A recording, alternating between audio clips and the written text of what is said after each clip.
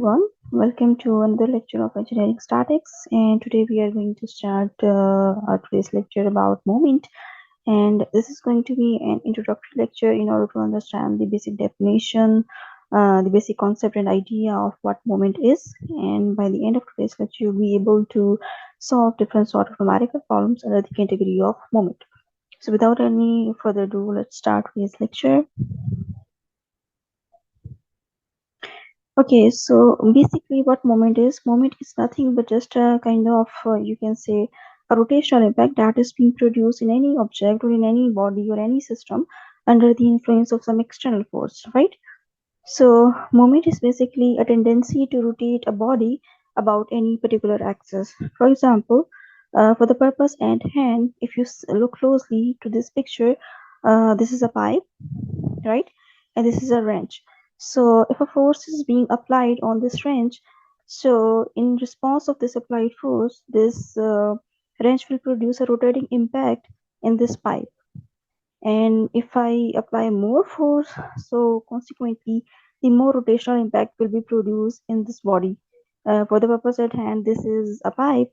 So the moment is basically relying on the amount of force that is being applied and the distance along which the force is being applied to any system.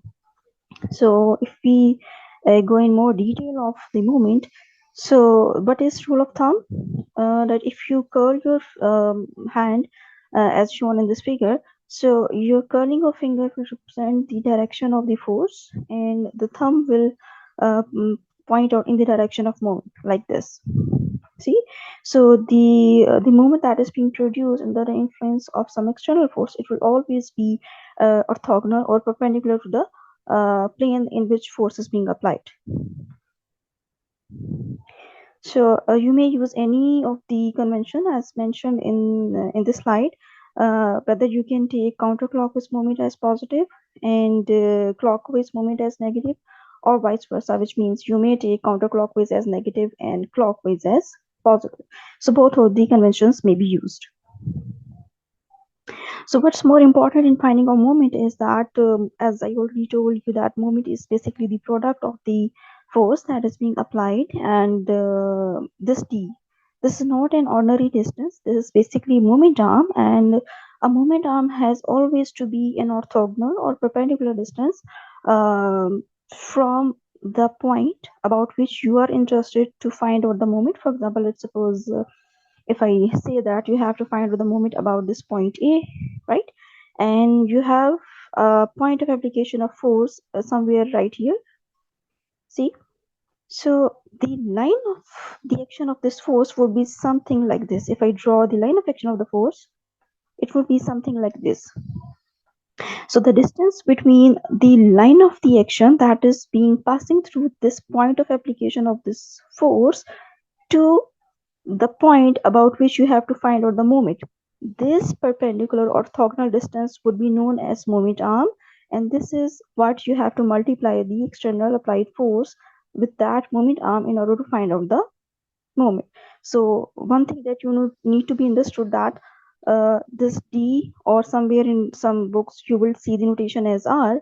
So this R or D should be the moment arm. It has always to be a perpendicular distance, right? So while solving the numerical problems, you need to be very careful about finding out this moment arm. So if you expand this moment arm formula, that was F into D, or you may see in some of the books as F into R, this is basically a cross product, right? So when you open up a cross product, you have to introduce the sign of that particular angle, right? So you may write in terms of angle as F into R, sine of that particular angle, right? So how you are going to use this notation in while solving different sort of numerical problems while writing R cross F, this is something that we are going to study in our upcoming slides, right?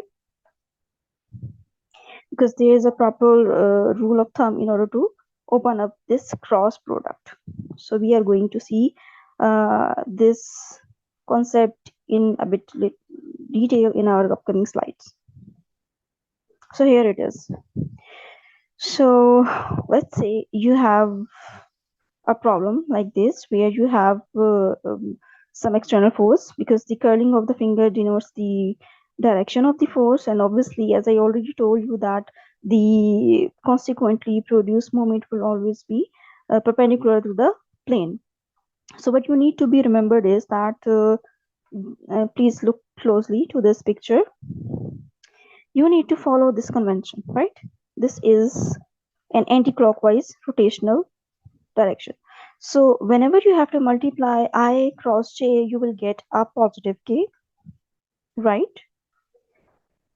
So you are following the anti-clockwise direction. Likewise, if you have to multiply j cross k, it will always be a positive I, like this.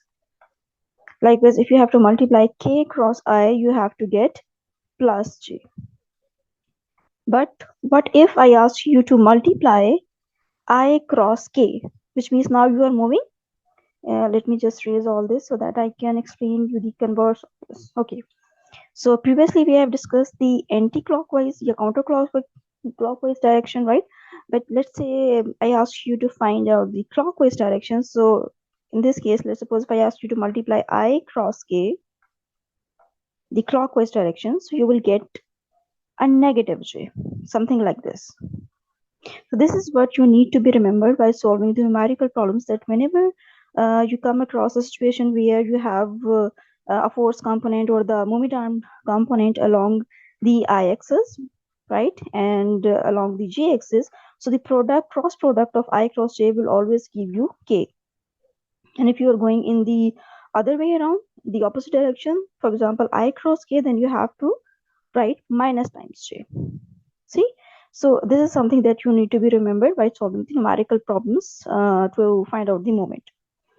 Okay, so we know that cross product will give you the k, I, or j consequently when the angle between any of these axes, whether I, j, or k, has to be 90 degrees, right? So the moment when these axes or any of these two axes becomes parallel to each other, or ultimately you may say that the angle between any of these two axes becomes 0, which means sine of 0 will become 0. So in that case, you will get 0.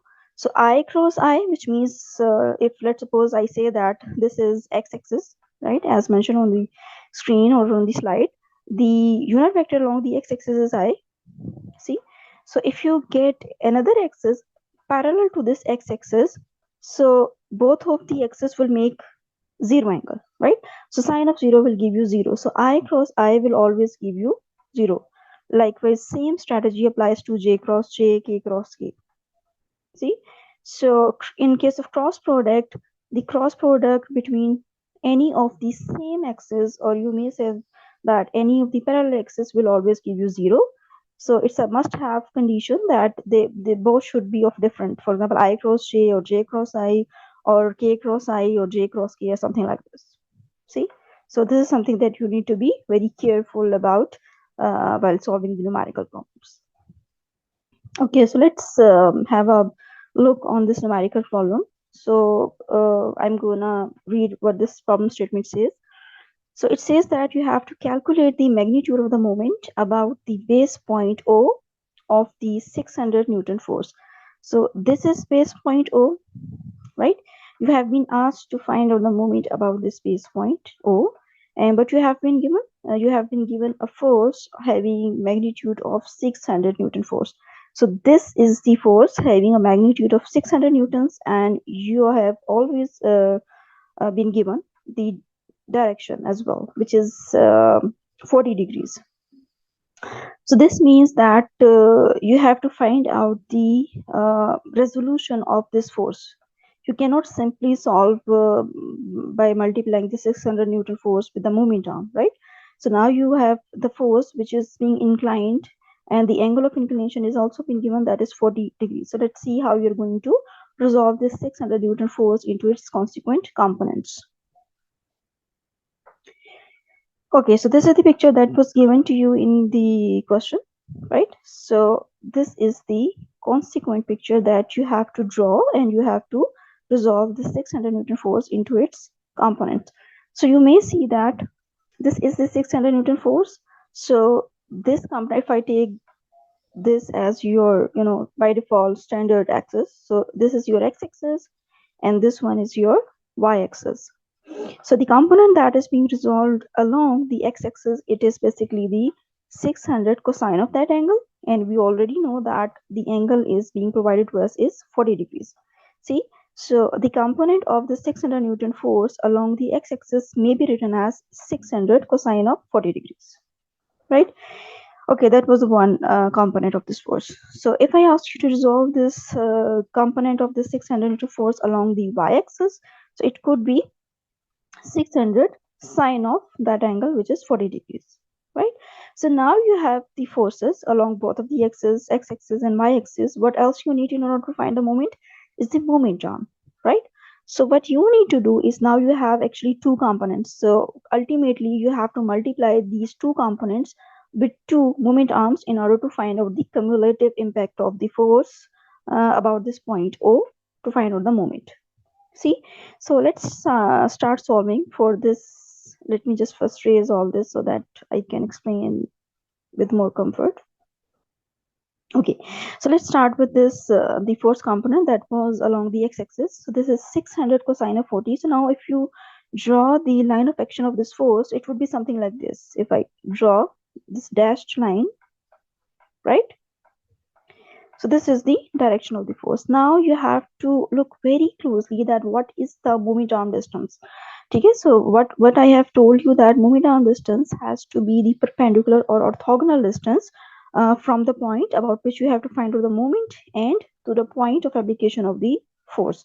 So you may easily see that this is the line of action and this is the point where you have to find out the moment. So this 4-meter distance is the vertical distance, which means in this particular case, your moment arm is 4 meters. So you may write it as 600 cosine of 40, which has been calculated already, and this gives you 460 newtons, right? So you have to multiply 600 cosine of 40 or 460 with moment arm, which is 4, right? So this is the moment that is being generated with this x-axis component of the 600 Newton force. Now we are left with another component of the 600 Newton force, that is the vertical component, and that is 600 sine of 40, right? So in this particular case, once again, just let me raise all this so that you can easily understand. Okay, so now we are interested in this vertical axis force. So if I draw the line of action of the force, it could be something like this. See, the vertical dash line. And the moment that you have to be found out about this point, which is O. So distance from this point O to the point of application of the force, and if you draw the line of action that passes through the point, something like this, so this distance has to be the moment arm distance, which is basically an orthogonal distance, which is at 90 degrees. So when you will be writing the moment that is being generated under the influence of the 600 sine 40 newtons force, so you may write it as 600 sine 40, or you may write it as 386 multiply by this 2. Why? Because this 2 meters is the moment arm distance for the case of this vertical component of the force, right? So now you have the force component that was along the x-axis, you have the component of the force that was along the y-axis, you have the corresponding moment arms. Just multiply them and add them, and you will get the final answer of this moment, like this. So that was a kind of introductory lecture. We will be back once again with more of this moment lectures. So still then, Allah Hafiz and take good care of yourself.